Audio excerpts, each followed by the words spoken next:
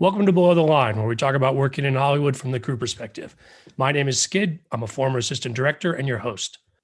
Today on the show, we'll be discussing the 5 movies nominated by the Directors Guild of America in the category of Theatrical Feature Film, specifically discussing those films from an assistant director point of view. This episode kicks off our coverage of awards season, 11 episodes over the next 4 weeks, and each episode will feature film crew discussing nominees within their area of technical expertise. We tried this for the first time last year, and it was a lot of fun. I hope you'll stick around for the series. Let me introduce today's guests. For better or worse, I'm joined by the same panel as last year. Katie Carroll, you're a member of the Directors Guild, and you work as a first AD. It's possible your appearances on Below the Line are second only to my own, and we'll know for sure once I finish loading all of the back episodes into IMDb. Katie, welcome back. Thanks, Skid. Happy to be back. Glad to have you. Next, Bill Hardy. You're also a member of the DGA. We're friends from my earliest days as a DGA trainee in LA. And while you haven't done as many episodes as Katie, you're always welcome on the show. Nice to see you again. Hey, Skid. Thanks. Glad to be here. And finally, in our fourth chair, Shaun O'Banion. You are still not a member of the DGA, but you have maintained your Producers Guild of America membership, I'm told, since last year. Glad you're able to join us again. Thanks very much for having me. I apologize to everyone for not being a DGA member.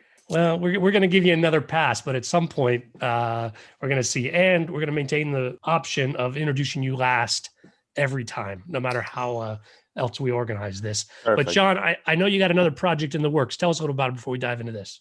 Yeah, so we don't have a date yet for a premiere, but I have, inspired by you, of course, Skid, I've decided to put my toe in the podcast waters, and we're going to debut a show called Character, probably in the late summer, in which we get the opportunity to speak with a lot of great actors whose faces everyone will definitely know, whose names they may not know, but whose roles they will definitely have appreciated. Shaun, that sounds like a great show. Definitely let us know, and we'll remind people when it comes out. Good luck getting it going there.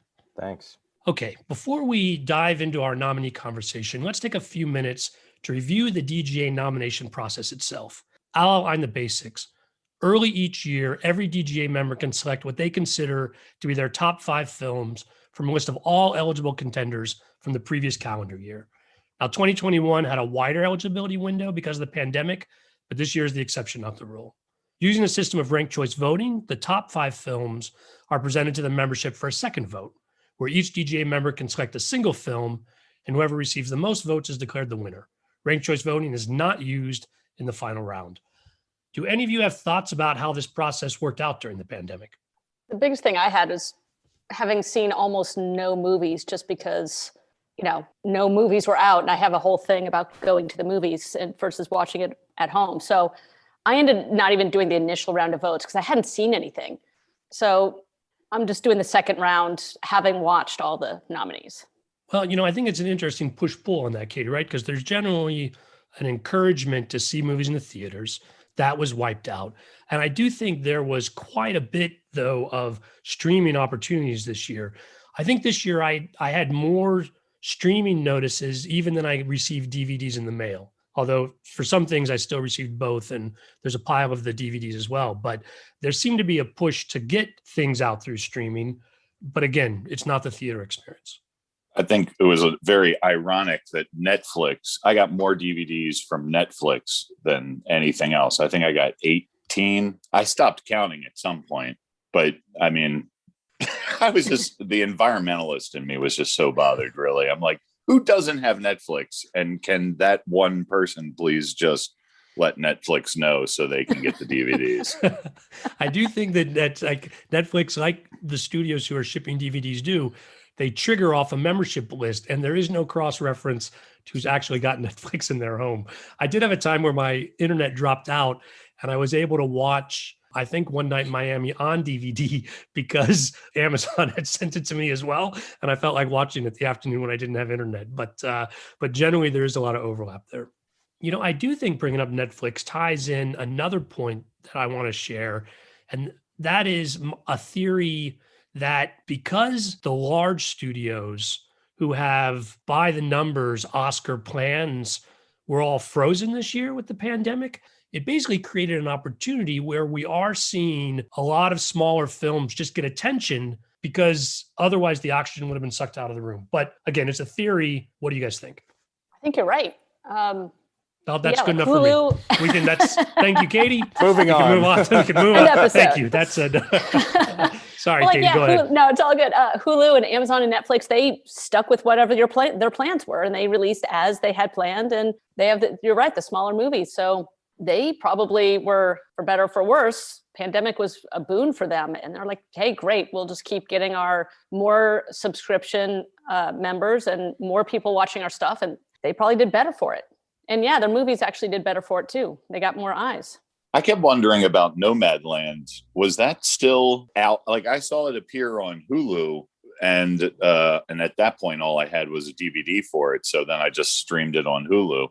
I wondered if it was still available for the 1999 rental or whatever, or if it was suffering for people that didn't have Hulu subscriptions because it seemed to appear earlier.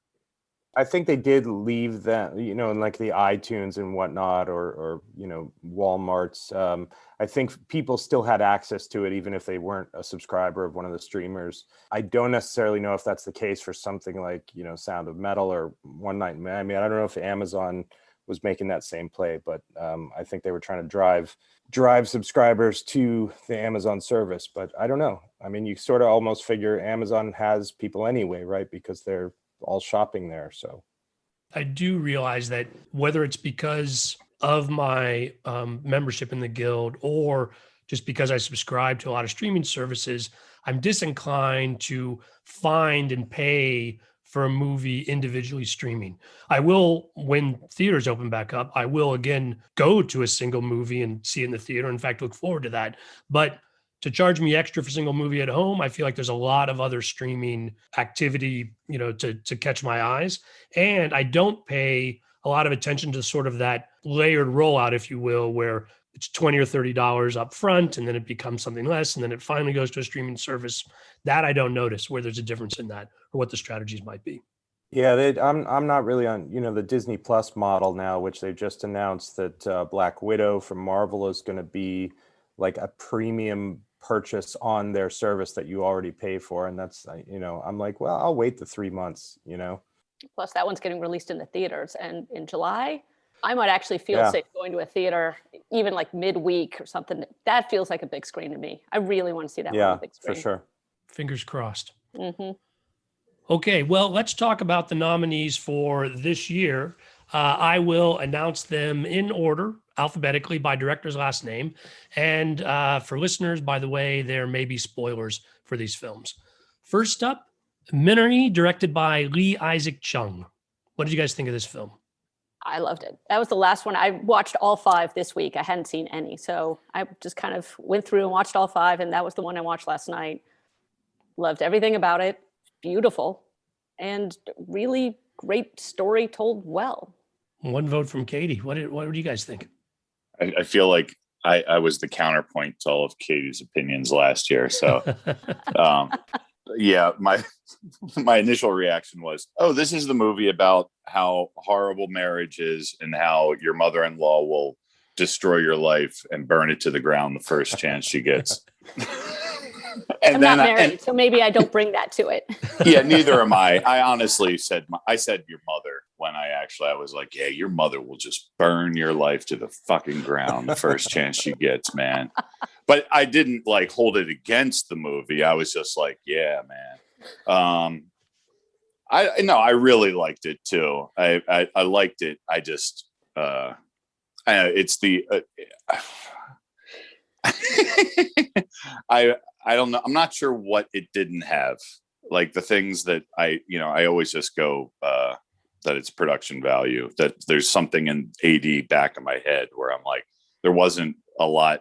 There weren't no big crowd scenes. It was a lot of a field. And then those are like what in my mind I go, it's a nice little movie.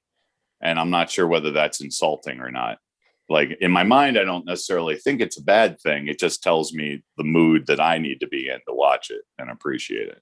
Yeah, I like the film, but I also, there were some things that, I love Will Patton usually, but I almost felt like he was at a different level than everybody else in the film. Like, I mean, I know the character's like, he's speaking in tongues but even the comb over and the Coke bottle glasses and stuff, I was just kind of like, I don't know. I feel like he's just acting on another plane. This is like a really simple told story, and he's kind of going into Characterville. But I did like it, and I'm a huge fan of Steven Yeun, so I will pretty much watch anything that guy does. And I also thought that the relationship, especially between the little kid and the grandma, was really sweet.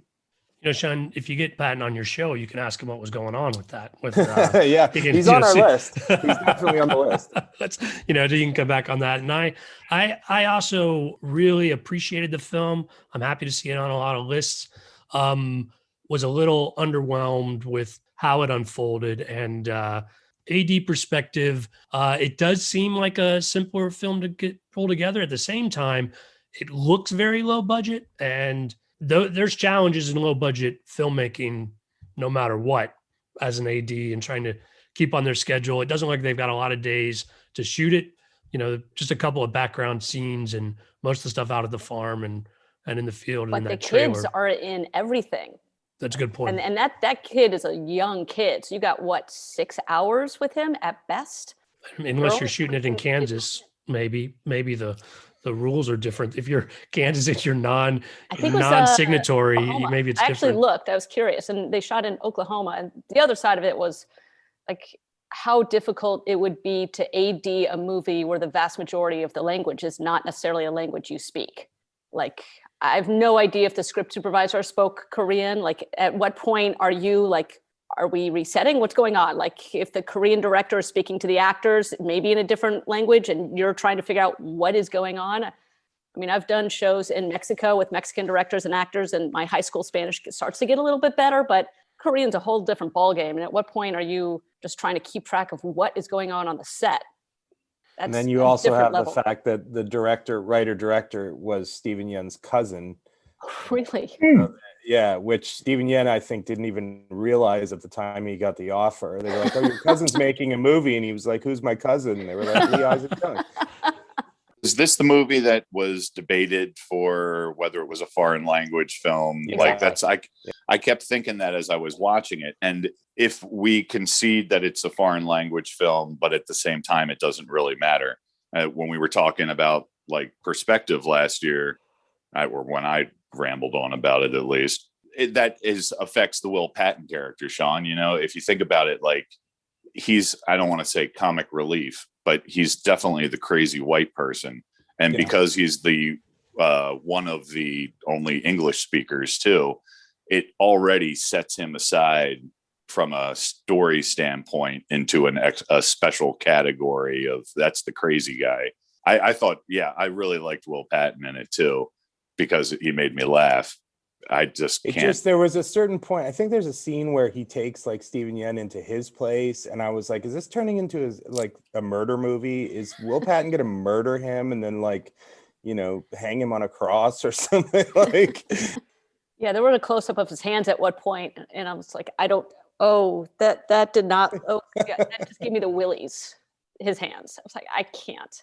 This director, though, he went to Yale. This is an American story. And I think this is an interesting, and is at the heart of the debate, Bill, I think, about where this thing belongs. Because to put into a foreign language, even into the foreign language category, I think it actually takes away from it on some level and we'll talk about this, going on as well. But there's something about just the zeitgeist and Americana that I think this film does really capture in a powerful way. And it would be interesting, again, to see how that all comes together on set. And again, I'm also a fan of Steven Yeun, mostly just from Walking Dead. But other than that, and I would scan those credits looking for any name I might know, just even tangentially, and nobody. I'm guessing it was a non-union crew, probably still DGA, but non-union IATSE crew or non-IATSE crew. So yeah, it was pretty small. I do know that. Yeah. Well, and sometimes these smaller films, they're non-DGA, but then when they get nominated, they get offered the opportunity to come on board. I know that happened with 8th Grade, where they were not DGA when they filmed, but then they had an opportunity after that, or were recognized as the ADs, even though it was non-union when they did it. We should just go check the credits, because if they don't separate their names in the credits, than it was in They DGA when did. they made it, but they are They did. separated. So Mhm. that's right. Katie watched it like this week. All right. So Last night. for all the packaging information that we don't remember, we'll just we'll ask Katie. So, okay. Well, again, so that suggests they were DGA at the time. Well, let's move on to the second film on our list, Promising Young Woman, directed by Emerald Fennell. What did you guys think of Promising Young Woman? You also have to take into account that 3 of the 4 of us are men for this particular film. But for what little my opinion matters, I loved Promising Young Woman. I thought it was fantastic, and my uncomfortableness throughout my entire watching was what the entire viewing was really what solidified that for me. I'm like, for this movie to have the level of visceral effect it was having on me as I watched it, I was just so uncomfortable the entire time, and it was amazing. I mean, like it was a full body experience for the viewing. I think a lot of guys are gonna have to take 10 minutes to realize what's bothering them about the movie before they're going to be able to continue on 15 minutes in. I think there's the entire Me Too thing is just crammed into this 1 hour and 45 minutes in a really interesting conversational kind of way that I liked. Had a big effect. Yeah, I think it probably was my favorite of all 5. It's probably the one that's going to get my vote. And I liked how it showed the whole rainbow of various sexual harassment, sexual assaults, how anything can happen, and how you view it with a different prism can affect everything. So you have to be aware of what is going around you, who is with you, who is not with you, what is happening. And without sounding too pedantic, the entire movie is a teachable moment that doesn't feel like a teachable moment. And the twist at the end, I did not know that's how it ended. And I kind of loved that very, very much. Yeah, that twist, I was like, wait, what? Did they really? No, come on, that's not. And then I was kept like, oh waiting my God, for one last thing. And no, that's actually Yeah. happening. Yeah, even like, you're waiting for the Carrie moment, right? And I was like, okay, that's the end of the movie. Okay. Mm-hmm.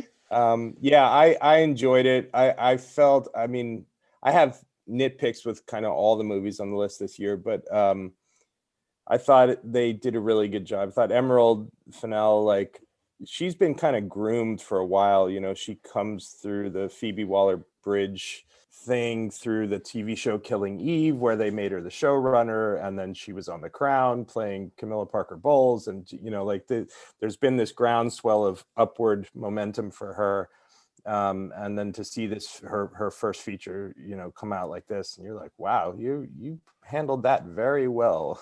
Yeah, it's a tricky story told well. The casting is really interesting too. You mentioned 8th Grade, and I think isn't the sort of love interest the guy that directed 8th Grade? Bo Burnham. Bo Burnham plays character in this, and you're right, he was the director in 8th Grade. I got mixed feelings about it. They were not triggered from the beginning of the film. I was actually all in when it started, and I liked the way the story was told. I think a couple of things tweak on me. I don't particularly like the way the ending twists and the way it plays out, and it reminds me of a dislike I have for another film that might even be on the 2021 list, but that people are talking about with I Care a Lot, where the ending doesn't quite make up for me kind of the where things go and get there. Like, it's not enough as far as how things balance out with the twist on this.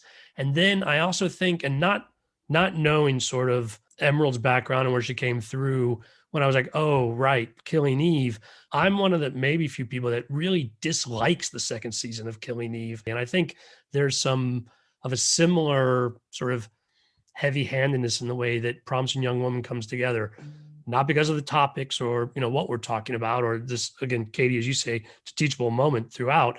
In favor of all that, but just something just about the tone and the attitude didn't sit as well with me. But no opposition to it being here. I think it comes together with a lot of difficult elements in a way that's very, very watchable, right? For a film, on its topic and where it's going. I'm impressed by it. Tonally, it's a very fine line to walk. And I kind of agree with you, Skid, in like without saying what that reveal is, there are things happening peripheral to that reveal or just before where it kind of gets a little broad, more broad than anything else in the movie, you know, because it rides this line of like dark comedy to like, this is real stuff we're talking about in the world. And I think in some of those instances, she hadn't really stuck the landing, but overall, I've enjoyed it.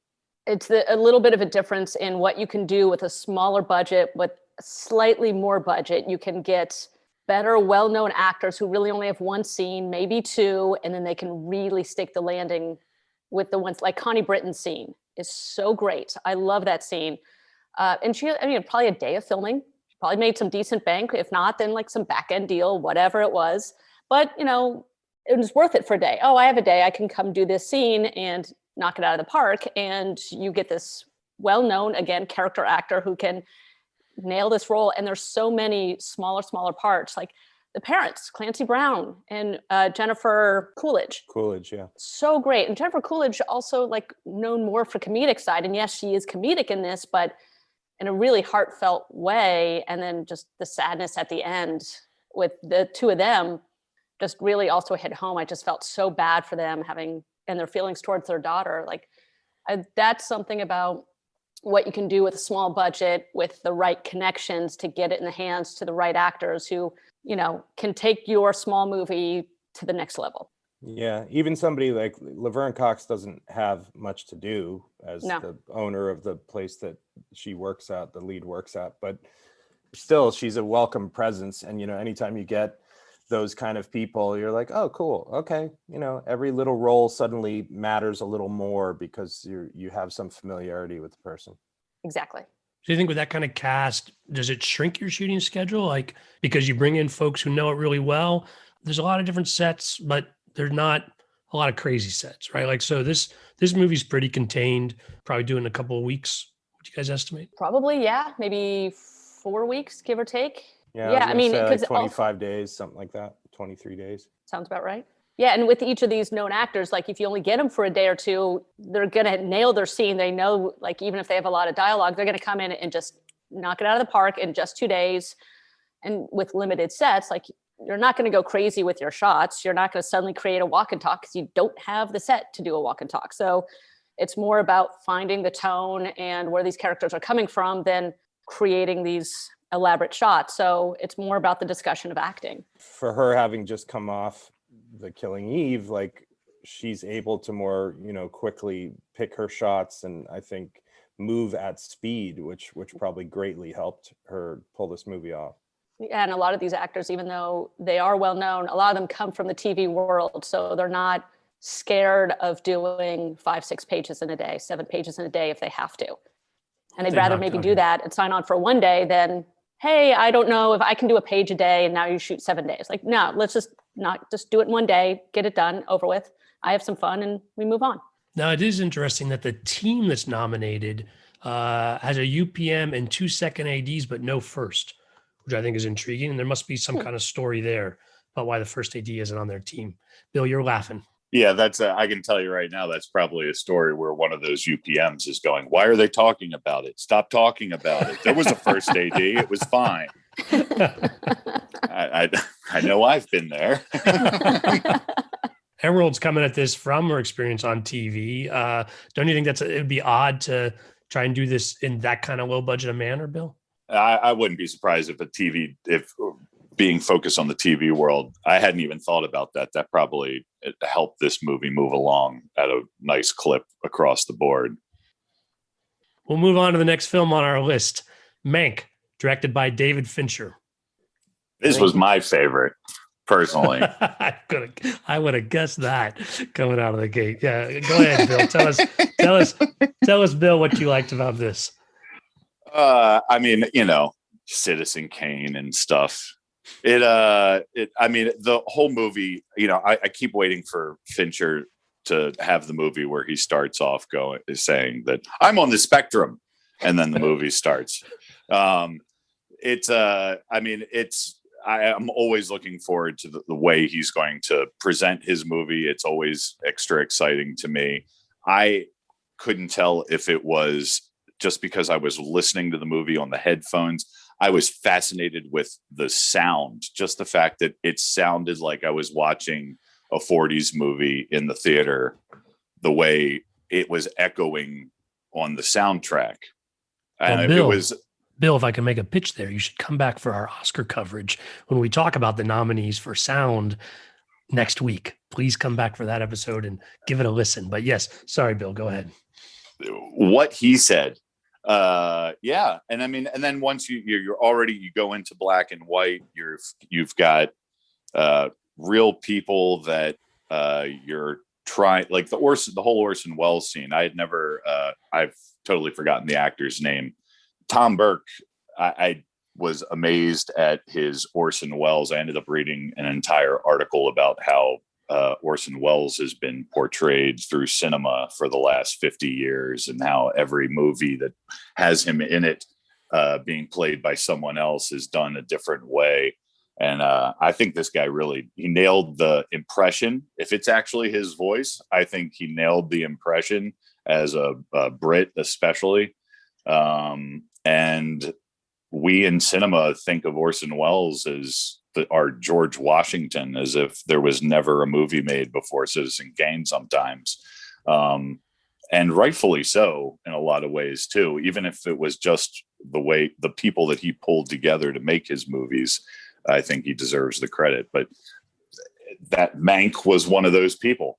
And I couldn't get enough of that story because I didn't know it. I knew the history behind who Citizen Kane was supposed to be about, but the level of involvement the writer had with Hearst in his real life, I had no idea about. And it just brought it all home for me that much more. All that daydreaming I've done about Rosebud, it gave me a something to focus on. And I feel like we're going to line up on a spectrum on this one, but Shaun or Katie, I'll let you guys go first before. What do you guys think of Meg? It's one of those where I felt like the parts were more than the sum of the whole. I don't know if that's the right phrasing. There's so many elements that I love. Like Bill, I hadn't really thought about the sound until you said it. I'm like, oh, that's very true. The images and how it was shot in black and white with the super powerful white light and how everybody was backlit, even with sun in their faces, and you could tell, but that was okay. Or it looked like it was on a sound stage, but that was okay because that's how they shot it in the 40s. And certain scenes that I loved are walking around Hearst Castle with the monkeys in the background. There's so many things I liked about it, but as a whole, I felt like I was missing something. And there are a couple of things that always just kind of rubbed me the wrong. One, it's not really about the making of Citizen Kane. It's about the writing of Citizen Kane. It almost ends when he hands Orson the script and says, okay, that's not the making of Citizen Kane. But on top of that, it's almost more about the politics around what went into the writing of Citizen Kane as opposed to, so like the politics part of it kind of rung true for now, which is one of the reasons I'm guessing Fincher decided to make it, because it's very, very apropos for now. One other thing, like Gary Oldman's a brilliant actor. I will never take that away from him. But at the very end, when he says, I'm 43, I laughed out loud alone in my house. You have a 65-year-old man playing a 43-year-old man. And he's saying in all earnestness, I'm 43. I'm like, God, I feel old. Are you supposed to look 65 when you're 43? I mean, well, in fairness, people back then did look 65. And that literally started to enter my mind. Like, oh, everybody looked older. It's like, so I was instantly out of the movie at that point, doing math and like looking up when was it? Like, I was laughing just as you were, and then I stopped and went, well, Orson Welles was 24 playing a 70-year-old in Citizen Kane. So it's kind of a hat tip to that. And then I realized that I was just being a film student and stopped thinking. But I can justify anything. Everything you said is absolutely correct, Katie. I still, it was not about making of the movie, and that's all I talked about there too. But yeah, like I love the set scenes like that were on studio lots and how they used to do it, but how it's still a little bit the same, even like 100 years later. But also like when Davies is leaving one lot to go to the other lot, and they literally take her dressing room, and it's not just a trailer, it's a whole caravan. that part I love about it, but that's not the part that makes a movie really, really great. That's one element of why we like it. I agree with Katie. I don't know. I mean, I'm a huge Fincher fan from the start. I'm a Gary Oldman fan. I knew going in that technically it was going to be stunning, and talking about being on the spectrum, like the attention to detail would just be off the charts. A friend of mine who's been working in the sound department at Lucasfilm for years told me that he was going to be doing this film. I've known him about 24 years, and I said, if you do that movie, you're getting nominated for an Oscar. And he got nominated for an Oscar. So when you said the sound, I was like, yeah, Jeremy, go Jeremy. Because he just knew, like, with Fincher in that period, it's his dad's script. Like, he's gonna just throw everything he's got at it.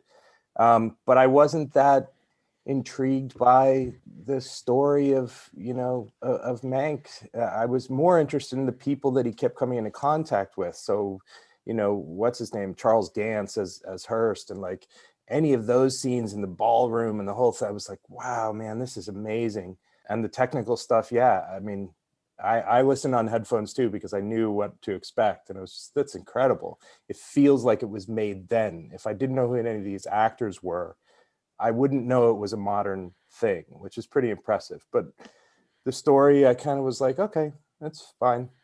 You're also, it's the story of a crumbling alcoholic too. That's something I thought about a couple of times. The world is spinning around him, and as the writer, it's his take on what was happening, even if it's not factually correct in some cases. So that might just be another film school student justification, but I felt that it's just that Gary Oldman hair thing that's always falling down. Just he, even when he's sober, he still looks drunk because of it, I think, is where I'm headed with that. Well, Bill, I'll pull on that thread a little bit, in that I think if David Fincher, I'm also a big fan of his past work, and so he got a lot of credit from me before the movie came out. I was really looking forward to this. If he had gotten that script and said, this is the story we want to tell about Mank, and again, I think the story is more about him. It's not about the making of Citizen Kane, and it is the ties with his father. I think if he'd gotten the script and said, let me suss this out and put this story in, those elements are great. But I think whether it's because it was his dad's original script or what, just sort of a reverence there, or not reworking it enough. But I think a lot of the politics that Katie talked about that are relevant now were written then, but it starts to get confusing about what's true and not true. And even historically, you're doing all this effort to make it sound and look like it's done accurately, but your actual historical events do not line up with what you're presenting in the story, beyond just sort of like, well, this is how things kind of, simplified version for the movie. You spend more time, I think, even with the Hollywood stuff, when he starts telling Hollywood stories. I'm also a film buff, maybe not to your degree, Bill, but I find myself constantly dropping out to think, wait, what's the relationship between those people? And having to keep the computer open by my side, which makes it hard to concentrate on all the other elements of expertise that are coming together. I mean, on some level, I feel like it's sort of like if Cameron had the characters like picking up the silverware all the time, and we're like historically accurate everything. And I feel like it's sort of distracted, right, from what there was some really great character and story elements in there. And there's some amazing scenes in here. Let's talk about it from an AD perspective, with just the scenes like where they're all at dinner, all of those actors, plus the elements of background with your, the additional cast, and then the line in the rooms. That's a lot of work. There's a lot of work on this movie. In costume, in period piece, then in costume. Like I looked at that dinner scene like, oh, Jesus Christ. That is my personal Vietnam right there. Dinner scene, I think, weak shooting flat out, just minimum. As soon as you say dinner scene.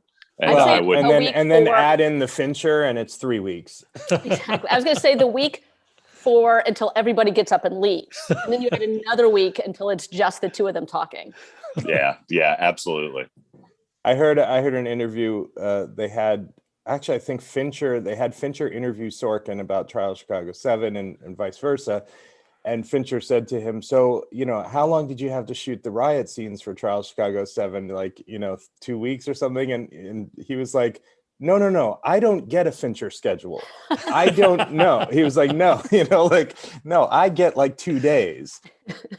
Well, you also don't necessarily get a Fincher team, because we were just talking about, wow, on Promising Young Woman, the team is surprisingly and mysteriously small. On Fincher's team, first AD, second AD, second, and not one, not two, but 3 full-time additional second ADs on that staff as far as putting that together. So, well, a lot of effort went into the film again.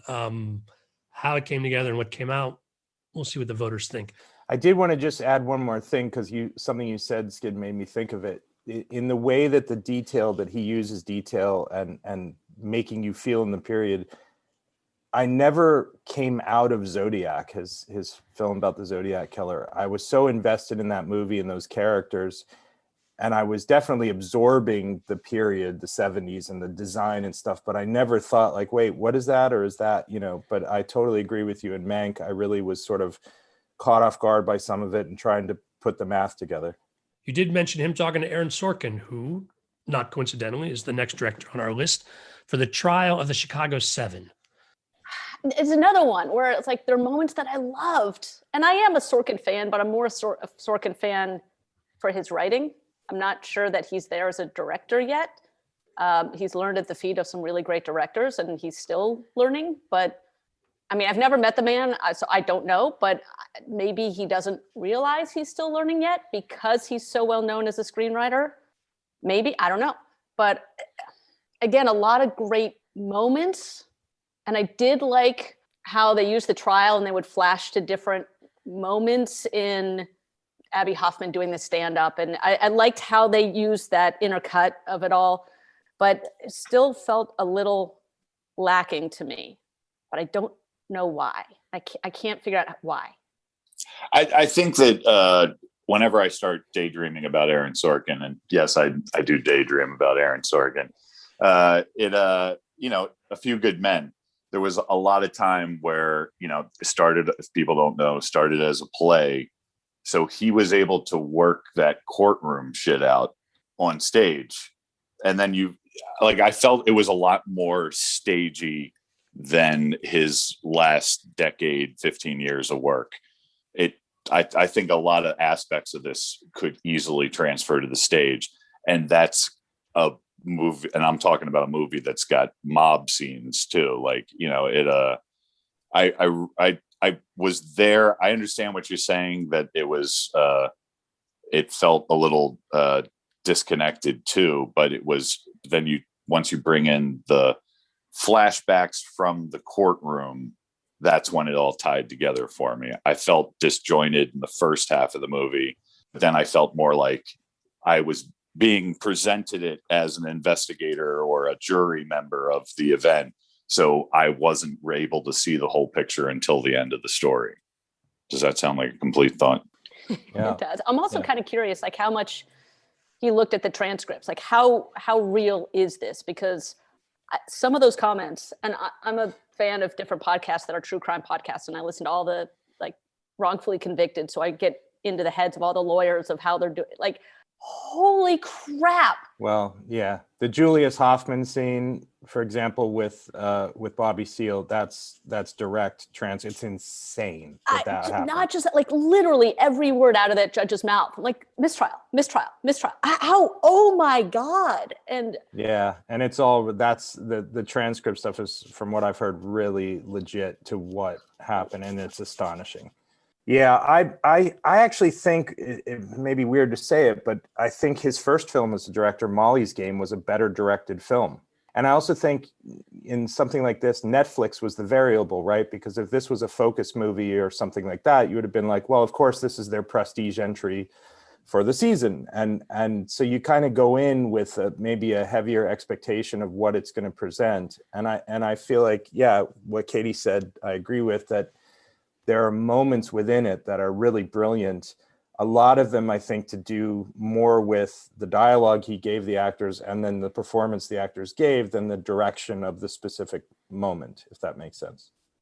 Flashing to A Few Good Men, like if this were still written by Aaron Sorkin, but directed by Rob Reiner, I can't even fathom how different it would be. And I think it would be a better movie. And it was supposed to be Spielberg, right? It was Spielberg's idea 8 years ago or something like that. Spielberg brought him in and said, what about Trial of Chicago 7? And as Sorkin tells it, he didn't even know about it. And he was like, yeah, that sounds great. Yeah, I would love to do that. And left the room and called his dad and said, what the hell's the Chicago 7? And his dad explained it. And then he was like, okay, well, I guess I just agreed to write it for Spielberg. And then, all these years later, he makes the movie as director. And actually, Sacha Baron Cohen was the link as well back then, because Spielberg said, I want Sacha to play Abby. Interesting. Yeah, I saw that he was a producer on it as well. So I thought that was interesting. I think my issue with Sorkin's sort of directorial career in general is that his script doesn't get reinterpreted and softened in a way that when another director does the work, it does. Either he reinforces his own ticks and quirks in writing as the director in a way that just, I think it was finely tuned and well honed on West Wing. But then since then, I feel like, particularly as he does these historical dramas, they sound too much like West Wing for me to still think that this is what's accurately happening in a historical piece, and that I'm just uncomfortable with it in kind of the way where he presents things and where he emphasizes it. I mean, for some reason, it doesn't really come together for me with him as a director. Interestingly, I think that while the DGA awards are often a precursor for the Oscars in Best Director, Sorkin is not nominated by the Oscars in this category. And so were he to win, it would be a standalone with the DGA. Well, first off, I think that you are just having traumatic flashbacks listening to Aaron Sorkin dialogue where you're trying to send crosses in the background. You're like, having worked the show, you're saying that I can't get out of that. That's fair. As your fans, as your long-term fans will know, you have many West Wing episodes. And you're like, Aaron, just give me a pause. Just one pause, man. I need to think of Richard Attenborough in The Great Escape. We could be getting dozens out in this darkness. Well, interesting on the balance of his team. There's a regular group of ADs, but he's got 3 UPMs assigned to the movie. So whether they shifted it in time or whether it was just that large dealing with Netflix and DreamWorks both on this, I don't know. Other thoughts on the Trial of Chicago 7? It's a big movie. I mean, there's a lot of work going on. They're not on the team full time, but they had a bunch of additional ADs out there running background and all period background. And they apparently went to that actual park and they did shoot there. And I actually was, given the scale I imagine Netflix gave them to work with, I was impressed with those scenes in the riot sequence, because you could have said, well, we'll get archival footage from this. We'll get newsreel footage and we'll just kind of play it out that way. And we'll either, CG our actors into it or whatever. But the fact that they went for it, and I felt that those sequences were pretty effective, actually, and well handled by him for somebody who hadn't done anything. I mean, he's a guy who likes to just have people talk in rooms, which is most of the movie. But those couple scenes I was impressed with. Let's talk about the last film on our list, Nomadland, directed by Chloe Zhao. It's a movie that I think it's going to sweep. I think it's going to take everything it's nominated for at the Oscars as well. I appreciate and sort of like the way that she works with non-actors and brings a lot of people into her films that feel of the world. They're just faces we don't get to see on screen very often. At the same time, I guess I didn't really identify. I mean, I'm not a woman of a certain age, and this sort of idea of getting in a van and just living out in a, whatever, it never really got to me. In fact, so there's a moment where she's offered an opportunity to not have to live the life that she's living. It really would be a chance for her to settle down and live in a good place, in an actual home. And she chooses not to go that route. And for me, it just sort of, it really took me out. It made me, in a way, kind of dislike the character, because there didn't seem to be any reason for her not to accept that. Like it seems throughout the first half of the movie that she's looking for connection. And it reminded me of a similar thing in Into the Wild, Sean Penn's film, where this guy is on the road and people keep presenting him, chances to have a different life, and he keeps sort of passing on it.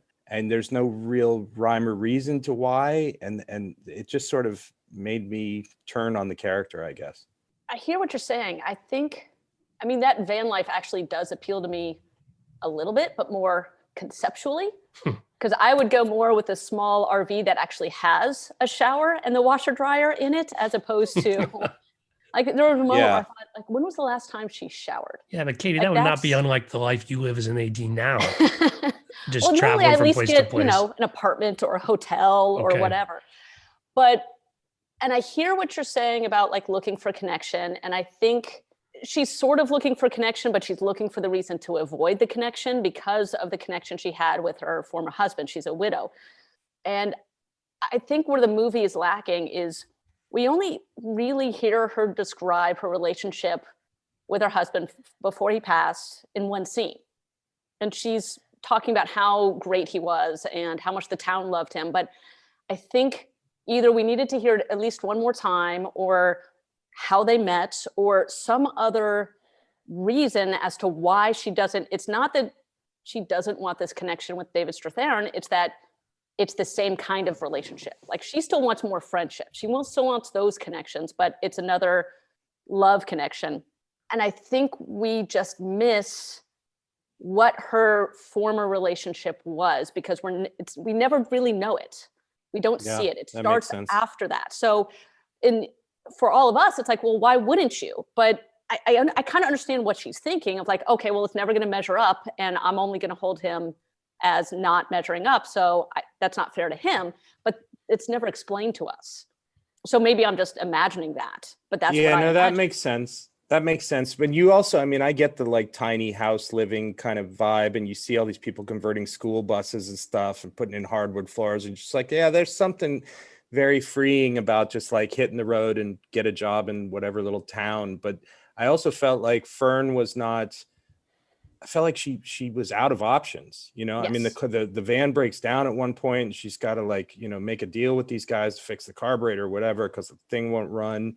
So that's why the house and the life with that character potentially represented, like, you can stop doing this thing where it's like living desperate day to desperate day. Almost more freedom. Yeah. Yeah, no, I totally get that. I think we just needed more explanation. But that being said, I also felt like this movie was a little bit too long.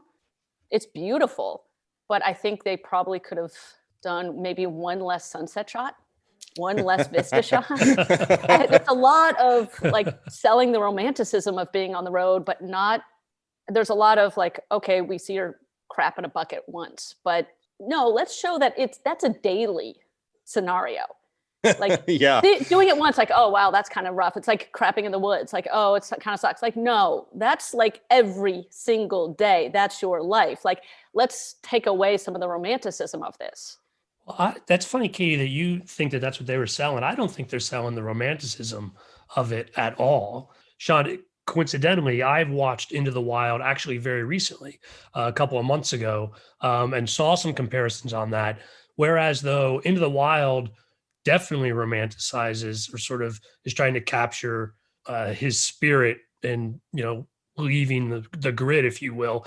I think here, this was more a matter of sort of being forced into it with the economics and the situation. And Katie, yeah. I think the story of her relationship, I think you're absolutely right that what we don't see helps inform her sort of reluctance to form new connections beyond the superficial. But I also think the other powerful thing about this film is I think it's sort of a zeitgeist for the times, not that we're all on the road or, forced to live this nomad lifestyle, but the sort of forced into our apartments and, a lot of people having economic issues. And I think there's a lot there that is captured intentionally or not about what's going on. And I think not even, not wanting that lifestyle, but seeing that a lot of people are being forced into that lifestyle, I think it spoke to me. And I think, Shaun, the scenes that, it's complicated, the sort of when to leave that lifestyle or not, or can she, or will she, or does she want to? But that didn't actually take me out of it. I do think it's a little long, but I think that the skill of sort of sussing this movie out of what they did is to her credit. It's hard to say for a team. I'll aside briefly here. Mary Kerrigan is the UPM.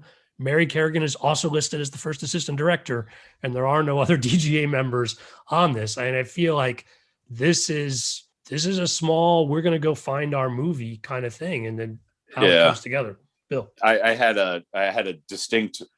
First off, am I remembering correctly? This was based on a book. Yes. Yeah. So, and I'm going to guess that in the realm of Fast Food Nation and it's a fictionalized account of what I don't know what you would call it, like a documentary book. Yeah, it is, and includes some of the people from the book, right? Playing themselves, basically. Because I knew that everybody but Strathern and McDormand were real people. That also, it's a lot of the first 20 minutes of 2001. It's a lot of and Into the Wild's another great.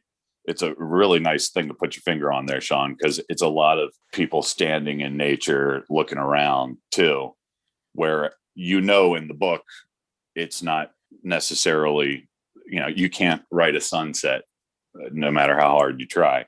It struck me right off the bat as this is a very Errol Morris movie. Okay. Like, I don't know, people who don't know, like an Errol Morris documentarian is known for recreating things in his documentary. That's what it just felt like. The McDormand stuff was the recreation, and anytime anybody else talked, it felt like a documentary to me. For my take on it, when people were romanticizing the road, I started to debate whether they were romanticizing it for the fact that this was their only option anyway. And that's how you justify it. That's how you get up in the morning when you got to take a shit in a bucket. It definitely had an effect on me. And at the same time, it was a little long, and I felt like you could have trimmed. It was, I was about to say, I guess you could have trimmed some of the main character out of the movie. And then at the same time, I'm like, but knowing what she went through, I mean, God, she's such a consummate actor that she's going to go and work at an Amazon facility or whatever she did and actually travel on the road for 3 months. I think she said at some point she realized she hadn't taken a shower or slept, and realized that maybe the performance needed to just get some sleep. Try acting, as Laurence Olivier said. To something you said, Skid, it never took me out, in terms of, I mean, I was still invested in the story. I think it's a testament to Frances McDormand, again, who's one of our greats.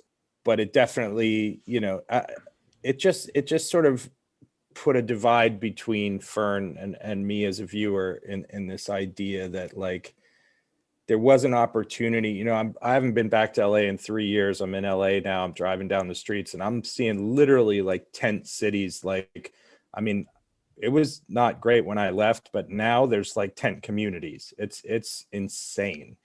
So to think about this idea and what you were saying about how it correlates to kind of the way the world is right now and people being in dire straits, this idea that somebody would say, hey, here's this beautiful craftsman house, surrounded by trees, and you come live here.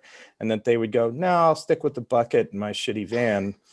It just sort of made me go, come on, Yeah, the romanticism of being on the road in a tiny house.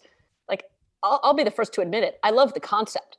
Still haven't done it. Yeah, and the practicality is something else. Exactly. And if I do it, it's by choice. I still have an apartment at home to come home to, and I'm only going to do it for a couple of months until I'm like, yeah, I'm good. I'm coming home. It's not forced by any means. So yeah, I agree with you on the force from it. Like, wow, I have to wake up. I have to shit in a bucket.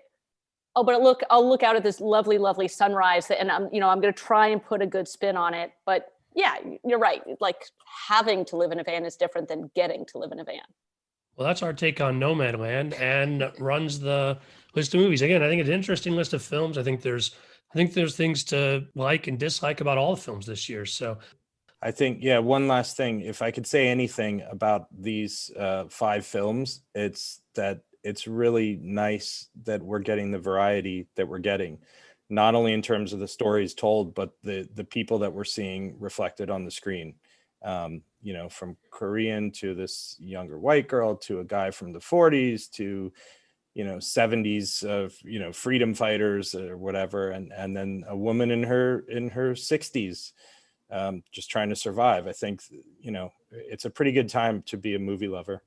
I think, Shaun, it's true on both sides of the camera. I mean, what we're seeing in front, and then to have two women on this list of directors, the DGA, and I think similarly they're both on the Oscar list as well. So it's nice to see that. Thanks everybody for being here, guys. It was great talking. Thanks, kid. Good to see all of you. Yay.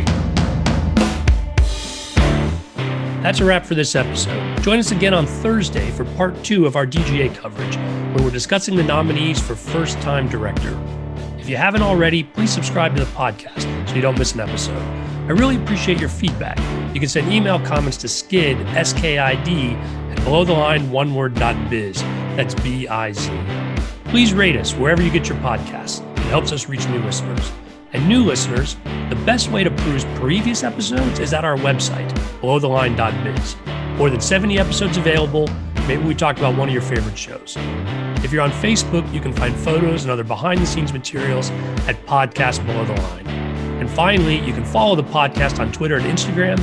It's at Pod Below the Line. Thanks to Curtis Five for our music and John Wan for our logo. The logo is available on t-shirts, mugs, and stickers at redbubble.com. As always, thanks for listening.